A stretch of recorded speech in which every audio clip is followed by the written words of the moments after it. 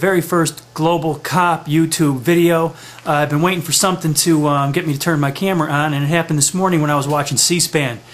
General Abizaid was being questioned by the senators, and Senator McCain in particular had some questions for him that finally got to some issues that I have been curious about. President Bush, when he's asked over and over again when they're going to send more troops over to Iraq, well, that's not being asked as much lately. Now it's when we're pulling out. But in the past, he would always say that it's up to the generals, and the generals have been telling President Bush that we have enough troops over there. I wanted to find out a little more about that, and today I did. General Abizaid, when being questioned by Senator McCain, pretty much came down to saying that we're not going to put more American troops over there because that would take the pressure off of the Iraqis to get their own act together. And I have a real problem with that. As far as I'm concerned, and what's been stated all along by President Bush, is that the #1 priority over there is creating security and stability. I think that should come far before we try to get the Iraqi military together. Once we get security going, that will create the stability that we need for schools, hospitals, keeping the pipelines from being blown up, just keeping the sectarian violence down. It will also lower unemployment so that the only jobs people right now are lining up for are the Army jobs and the military and police. And this brings me to something that I haven't seen talked about too much, except on the internet, specifically Mario Loyola at National Review Online. I'm looking at it over here. He talks about the UN Security Council Resolution 1511 and 1483. And I'm going to quote Resolution 1483 here.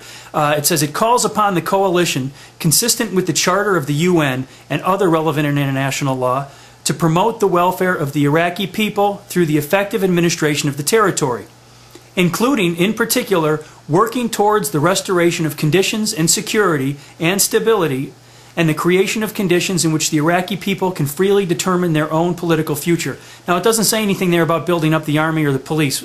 It's our responsibility, and in some part the coalition, and beyond that the international community, based on the UN resolutions, to create security and stability over there, and I think that's what we need to do first. I'm going to cut over now to the testimony from General Abizaid and the questioning by Senator McCain, and I think you'll find that pretty interesting. And in another video here, I'm going to talk more about these resolutions and Resolution 1511 at the UN, but you should go to the UN website and look those up yourself. General Abizaid, is Al Anbar province under control? Al Anbar province is not under control, Senator. Yet we have enough troops to take care of the problem, which you say Baghdad is the primary area. Wouldn't it make sense to say it might be well to get both Baghdad and Al Anbar province under control before we have another battle of Fallujah and lose many more lives because the insurgents have taken control of a good part of Al Anbar province? Senator McCain, I believe that the Marines have done an excellent job in securing the key areas of Al Anbar province, Ramadi and Fallujah. They are the two most decisive areas. I believe that you can't have a main effort everywhere, and that the preponderance of military activity needs to go into the Baghdad area. I don't understand that tactic, General. You just told Senator Graham that General Shinseki was right, that we did not have enough troops there after the initial military operations. Is that correct? I believe that more Iraqi security forces that were available would have made a big difference. I believe more international forces would have made a big difference. Would more American troops have made a difference? I think you can look back and say that more American troops would have been advisable in the early stages of May, June, July. Did you note that General Zinni, who opposed the invasion, now thinks that we should have more troops? Did you notice that General Batiste, who was opposed to the conduct of this conflict, also says that maybe tens of thousands of additional troops? I don't understand, General. When you have a part of Iraq that's not under our control, and that and yet we still, as Al Anbar province is, which has been, well, I don't know how many American lives have been sacrificed in Al Anbar province, but we still have enough, and we will rely on the ability to train the Iraqi military when the Iraqi army hasn't sent the requested number of battalions into Baghdad? Senator McCain, I met with every divisional commander, General Casey, the Corps commander, General Dempsey. We all talked together, and I said, in your professional opinion, if we were to bring in more American troops now, does it add considerably to our ability to achieve success in Iraq? And they all said no. And the reason is because we want the Iraqis to do more. It's easy for the Iraqis to rely upon us to do this work. I believe that more American forces prevent the Iraqis from doing more, from taking more responsibility for their own future. They will win the insurgency, they will solve the sectarian violence problem, and they'll do it with our help. If more troops need to come in, they need to come in to make the Iraqi army stronger. That's my professional opinion. General Batiste also says that if there was congressional proposals for troop withdrawals as, quote, terribly naive, unquote. Do you agree with that comment? Under the current circumstances, I would not recommend troop withdrawals.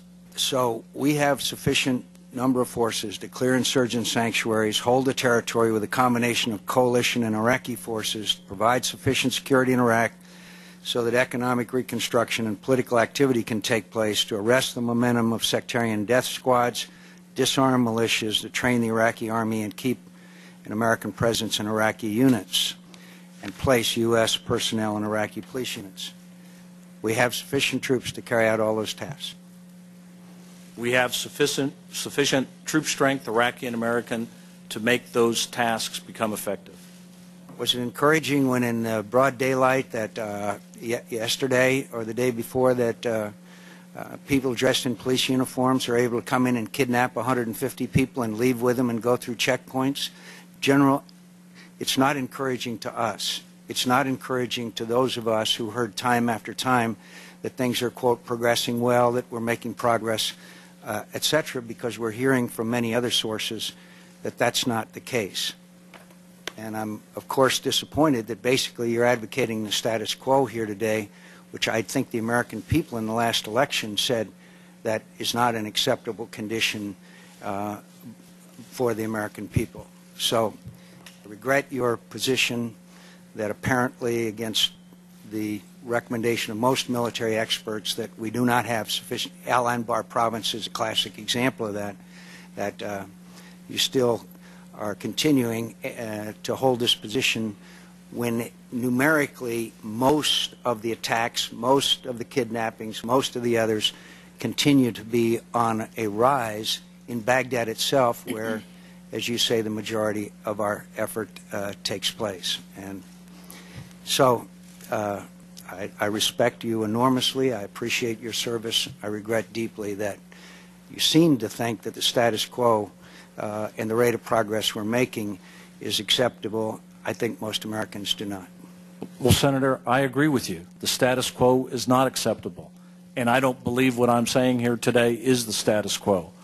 I am saying we must significantly increase our ability to help the Iraqi army by putting more American troops with Iraqi units in military transition teams to speed the amount of training that is done, to speed the amount of heavy weapons that gets there, and to speed the ability of Iraqi troops to deploy.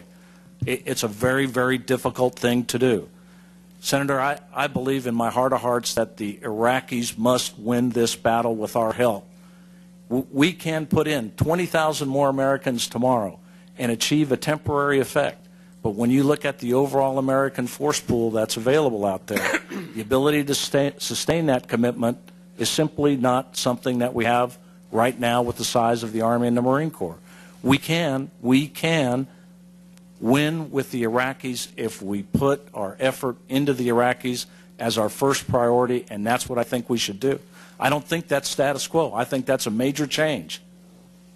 Thank you very much, gentlemen. Could I just say in response, Mr. Chairman, you say we need to do all these things, train the Iraqi. I don't know where those troops come from, number one, and many of us believe that this may not be a long-term commitment, but at least a commitment to bring Baghdad under control.